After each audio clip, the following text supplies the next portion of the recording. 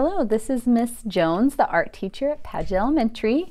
We're here to read School Days According to Humphrey by Betty G. Birney, Chapter 13, Brisbane versus Becker. Good news! The Idos never suspected what I'd done.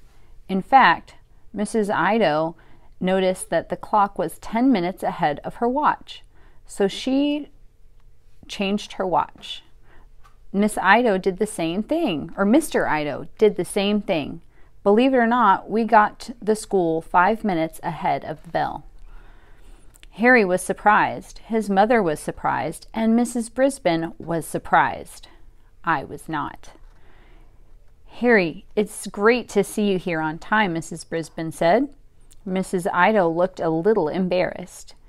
Miss Brisbane, I know we got off to a bad start this year, Miss Ido told the teacher, but I'm really going to do my best to get Harry here on time every single day. That made Miss Brisbane happy. I was happy too. I just hope nobody ever changes the clock again, except for me. I couldn't wait until recess to tell Og about my adventures. But first, something even more important was going on. The students started their new jobs as Brisbane's buddies. Here's hoping my plan works, I told Og. Rolling Rosie and Forgetful Phoebe went to work right away collecting the homework assignments. The two girls put their homework in first. Yes, Phoebe had actually remembered this time. As I was hoping, she'd probably figured it would look bad for a homework collector to forget her own assignments. Thomas never went anywhere without his class log, which he wrote in a lot. Miss Brisbane kept helpful Holly hopping. Holly took attendance and carried the report to the office. Later, Miss Brisbane asked Holly to tidy up the little library in the back of the room and water her plants. I think Holly finally got to be as helpful as she wanted. Hurry up, Harry, and slow down, Simon made excellent door and line monitors. When it was time for recess, Simon opened the door and Harry led the students down the hall. He couldn't dawdle if he was first in line. Then Simon closed the door and made sure there were no stragglers at the end of the line, so there was no way for him to race ahead. After lunch, there was free time for Tall Paul and Small Paul to work on the bulletin board. This was the pair I was most interested in, since they'd never actually talked to each other before. It was a little hard for me to see what they were doing. I was in my hamster ball while Miss Brisbane watched Just Joey clean up my cage. Once she got him started, she moved over to Og's tank to teach Be Careful Kelsey how to take care of him. I hope she's careful with you, Og, I squeaked, knowing that Joey wouldn't be able to understand me. Boing, boing, Og twanged cheerfully. While Joey was working, he talked to me.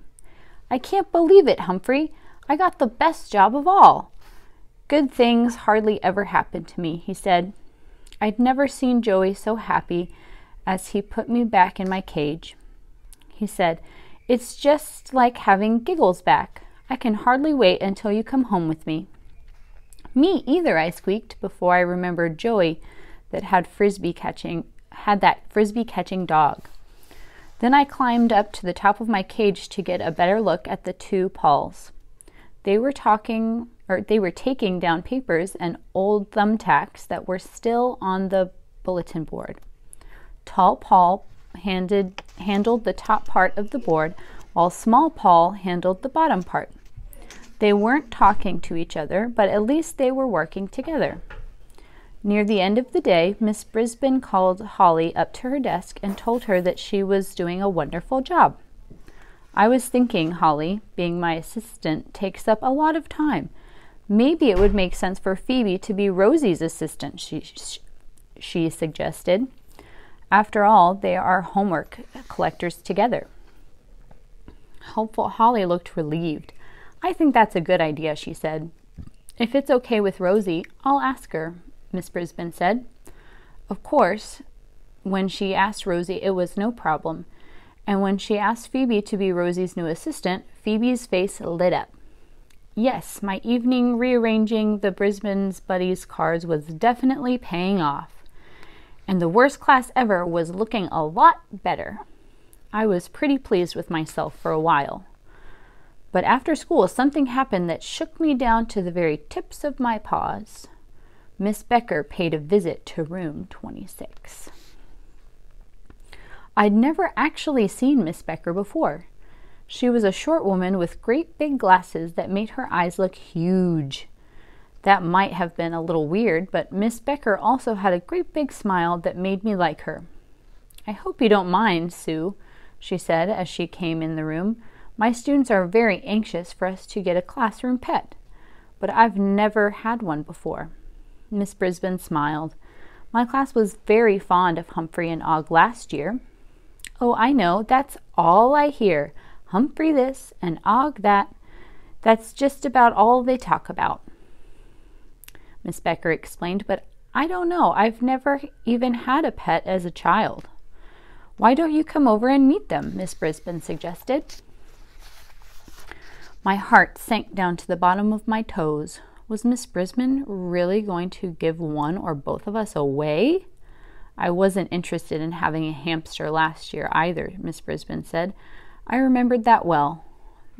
Then Miss Mack brought Humphrey in while I was gone. She continued. He added a lot to the classroom. So when Angie Loomis needed to get Og out of her classroom, I was happy to take him. It's funny because sometimes I think they've actually become friends. Sometimes. Og and I are friends all the time. But do you have to, touch them? Miss Becker said. Her big smile had disappeared. Sure, I do, but I don't mind, she said. Miss Becker leaned in close to my cage, and so close her eyes seemed gigantic. They say Humphrey does so many cute things, she said, her voice quivering a little. Miss Brisbane chuckled. I should say so. Show her, Humphrey. I've never been shy about showing off my great gymnastic abilities. After all, it seems to please humans to watch me leaping, spinning, rolling, and climbing, and to hear me say squeak, squeak, squeak. But I was a little nervous about showing off so much that Miss Becker would want to move me to room 18, especially since she didn't even want to touch me. But I always try to do what Miss Brisbane asked, so with a heavy heart, I hopped on my wheel and began to spin. Oh my, Miss Becker's big eyes grew even wider. He's certainly active.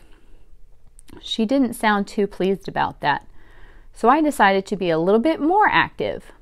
I jumped off the wheel and climbed up my tree branch as fast as my little legs could carry me. When I got to the top, I leaped onto the side of the cage. Miss Becker gasped. How does he do that? He's a very clever guy, Miss Brisbane said proudly. But Og is no slouch either, she said. I had a chance to catch my breath while the two teachers turned their attention to Og's tank. He's a very handsome frog, isn't he? Miss Brisbane asked. Now, I consider Og a very fine fellow, but handsome with that green skin, no fur at all, the huge mouth and those big googly eyes, which suddenly reminded me a lot of Miss Becker's eyes. Boing! Og twanged. It was a pleasant sort of reply. But Miss Becker jumped back from the tank. What was that? She asked. That's the kind of sound he makes. Miss Brisbane was being very patient. And what does he do? Miss Becker asked. He spends part of his time on the dry part of his tank and the other part of his time in the water, Miss Brisbane explained. Og must have been listening with those ears I can't see, because he suddenly leaped into the water and began splashing wildly. Oh my, Miss Becker exclaimed. He's awfully noisy, isn't he? I'd had it then. We'd been very polite to Miss Becker, but she certainly wasn't polite to us. Not as noisy as you are, I squeaked. Miss Becker looked back and forth between Og and me. How do you manage it all? She asked. Oh, the children do most of the work, Miss Brisbane said, though I do enjoy bringing them home when I can. I think the point is something Miss Mack told me when she brought Humphrey to room 26. You can learn a lot about yourself by taking care of other species. That's proved to be very true. Miss Becker stared at Og and for me a while before she spoke again.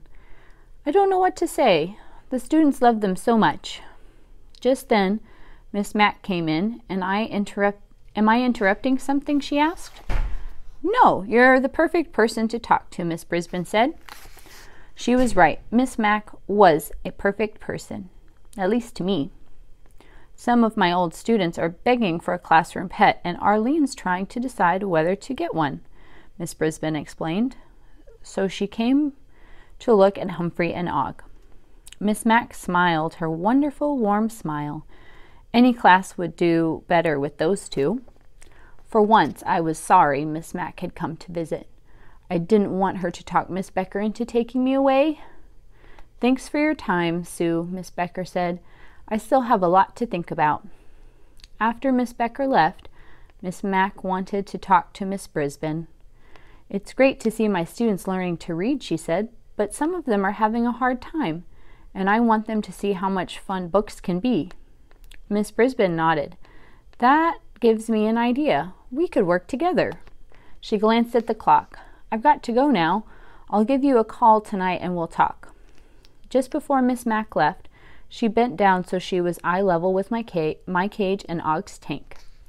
Maybe my students need a classroom pet too, she said.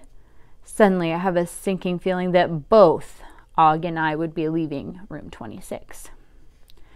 When Aldo came in to clean that night, it was clear right away that he was still upset. Richie called and said he thinks one of you is coming to Miss Becker's class, he said. I don't think that's a good idea. Me either, I squeaked loudly. Boing, boing, boing, Og agreed. Of course, those kids love you, he said, calming down as he swept the floor. But the new kids need you too. It was true. Just about everybody seemed to need a helpful hamster. Later that night, after Aldo left and Og was quiet, I slipped my little notebook out from its hiding place and started a couple of lists. Reasons to stay in room 26. Miss Brisbane relies on me. The new students have a lot of problems and need help. To stay with Og, I hope. Reasons for me to move to room 18. To be with my old friends, Richie, Heidi, Gail, Kirk, Tabitha, AJ, and to teach Miss Becker about pets. Reasons for Og to move to room 18. To be with his old friends, Richie, Heidi, Gail, Kirk, Tabitha, and AJ, and to teach Miss Becker about pets. I stared at those lists for hours and hours and hours, but I couldn't decide which would be the best choice for me.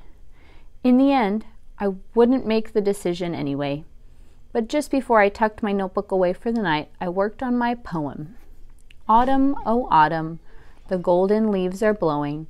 Autumn, oh autumn, I don't know where I'm going. Humphrey's Rules of School. Make sure you do your part to make your classroom a better place. Good night.